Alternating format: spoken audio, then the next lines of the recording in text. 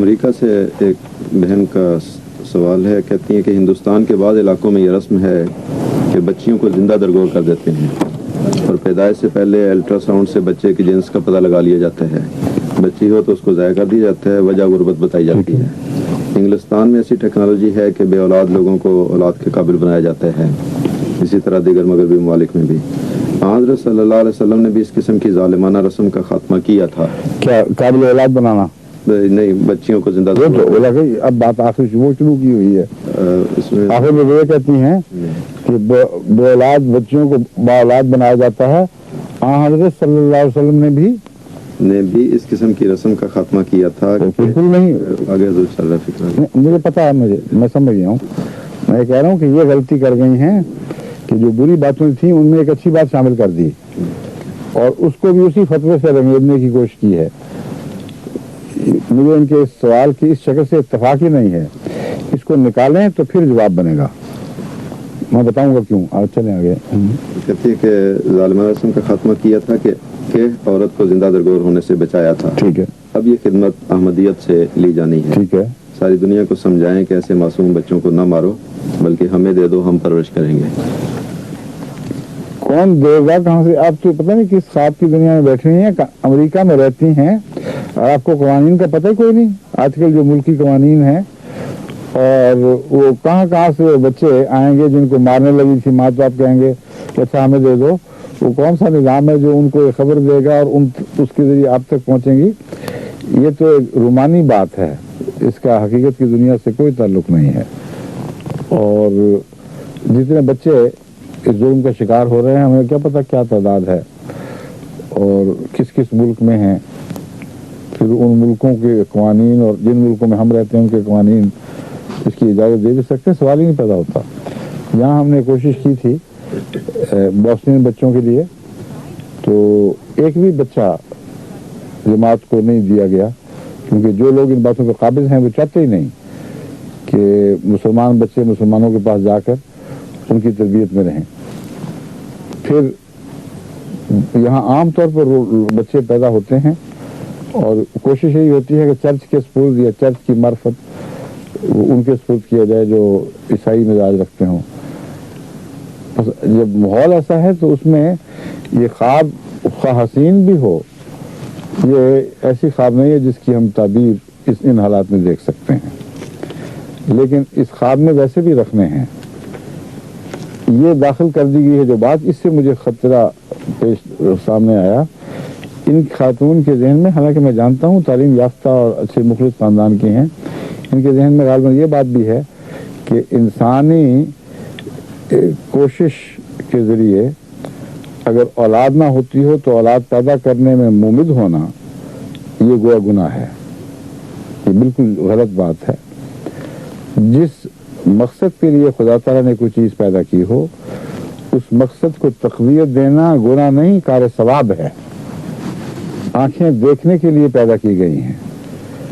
اگر کوئی ڈاکٹر آنکھوں کی بینائی بڑھانے کے لیے کوشاں ہے تو اس کو گناہ کہنا جہالت ہوگی. جو نظر ضائع ہو گئی اس کو بھی بحال کرنے کی کوشش کی جاتی ہے. خدا کے کاموں میں مخالفانہ دخل نہیں، خدا کے کاموں کو پورا کرنے میں ایک خادمانہ امداد یا نصرت کہہ سکتے ہیں. ان معنوں میں اللہ تعالیٰ فرماتا ہے، حضرت مسیح کو ہم نے فرمایا اور مسیح نے ہمارے فرمانے کے مطابق اعلان کیا، من انصاری اللہ، کون ہے اللہ کا مددگار، اللہ کی طرف میرا مددگار. تو خدائی کام اور خدائی منشا خواہ وہ کسی دائرے سے تعلق رکھتے ہوں، ان میں جو شخص بھی نصرت کرتا ہے، اللہ تعالیٰ نے یہ عام دستور بنا رکھا ہے، یہ قانون قدرت ہے خدا کی طرف سے بنایا ہوا اور اس کی سنت ہے کہ ایسے شخص کی اللہ تعالیٰ مدد فرماتا ہے. اور نصرت خدا کی ہم نے کیا کرنی ہے؟ مراد یہ ہے کہ خدا کے کاموں میں جب یہ تمنا پیدا ہوتی ہے کہ ہم بھی مددگار ہو جائیں تو اللہ تعالیٰ ان کاموں میں برکت بھی ڈالتا ہے اور پھر ہمارے کاموں میں وہ مددگار ہو جاتا ہے. بس یہ خیال دل سے نکال دیں کہ ایک عورت اگر بانجھ ہے یا خامن میں صلاحیت نہیں ہے بچہ پیدا کرنے کی تو ہم آرٹیفیشل ذرائع سے جب کوشش کرتے ہیں تو وہ گناہ ہے. गुनाह नहीं, ये अल्लाह ताला की रजा हासिल करने का एक तरीक है। और अगर उसने नहीं देना, उसका फैसला कि मैं नहीं दूंगा, तो लाख चारे करके देख लें, मजाल है जो बच्चा पैदा हो जाए जो नहीं होना। यहाँ हमने देखा है बाज अहमदी ख्वातीन ने मुझसे इजाज़त लेकर टेस्ट ट्यूब बेबी के लिए कोशिश की, और एक दफ़ा, दो दफ़ा, 10-10 दफ़ा कोशिशें हुई, बिल्कुल कोड़ी का भी फायदा नहीं पहुंचा। वो अंदरूनी मुदाफियाना ताकतें जो बच्चे को पैदा होने में माने थी, वो उसी तरह सर उठाती रहीं और एक भी डॉक्टर की पेश नहीं गई। और एक बच्ची का मसलन मुझे पता है, वो उसने भी इजाज़त ली, मैंने कहा हाँ दुआ करो, दुआएं देखें क्या होता है। तो अगले दिन वो 2 बच्चे उठा के लाई थी गोदी में, बड़े प्यारे प्यारे बच्चे। तो ये तो अल्लाह ताला की मर्जी से मिलेगा, लेकिन खुदा के काम जो जिनके नक्शे उसने बना रखे हैं, उनमें इमदाद खुदा के कामों की मुखालफत नहीं और गुनाह नहीं है। एक चीज़ गुनाह है, वो मैं आपको समझा देता हूँ। बच्चे की आर्टिफिशियल यानी मसनूई तरीके से पैदा करने की कोशिश में बाज़ लाइल्मी से काम कर बैठते हैं जो गुनाह है, और वो है सरोगेट मदर के ज़रिए बच्चा लेना। मुझे कल ही एक अमेरिका से ख़त मिला है, एक नौ अहमदी का। उन्होंने बड़े परेशानी का इजहार फरमाया हुआ है और इस्तग़फ़ार भी कर रहे हैं। कहते मुझे तो पहले अहमदियत से पता नहीं था इन बातों का। मैं ये काम कर बैठा हूँ कि मेरी बीवी चूँकि बाँझ थी, मैंने डॉक्टरों की मदद से एक और औरत के पेट में अपना बच्चा पैदा किया, और वो अब हमें मिल गया है। तो ये तो नाजायज़ है, क्योंकि उन कवानीन को तोड़ने वाला है जो खुदा ताला ने ब्याह शादी और निकाह के किए हैं, जो अफ़ज़ाइश नस्ल के लिए खुदा ताला ने निज़ाम जारी फरमाया, उसकी मुखालफत है। तो ऐसे ही किसी और बीवी से बगैर शादी बगैर निकाह के इंसान ताल्लुकात कायम कर ले और इस बच्चे को कहे कि बड़ा अच्छा बच्चा है, बच्चा तो बहुत अच्छा रहेगा, उसको तो मासूम है, मगर ऐसा करने वाला गुनाहगार हो जाता है। बस इस पहलू से मैं आपको समझा रहा हूँ, यहाँ तक जाना गुनाह है, मैं तस्लीम करता हूँ और समझा रहा हूँ। उससे वरे वरे जायज़ कोशिशों से मियाँ और बीवी के मादों से आपस के ताल्लुक से अगर बच्चा पैदा करने में मदद दी जाती है तो हरगिज़ गुनाह नहीं, वो जायज़ बल्कि मुनासिब है।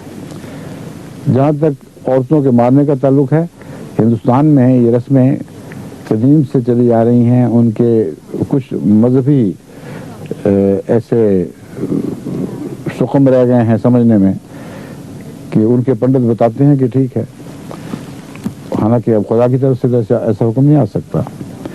कुछ ये वजह है कि वहाँ जहालत बड़ी हो गई है और गरीब लोग अपनी जहालत की वजह से बाद रस्मों के शिकार हो चुके हैं। वो कहते हैं कोई औरत अगर जहेज लेकर आए तो ठीक है, वरना हम उसे कत्ल कर देंगे। तो सिर्फ आप बच्चे की फिक्र कर रही हैं, वहाँ तो बालिग कत्ल हो रहे हैं।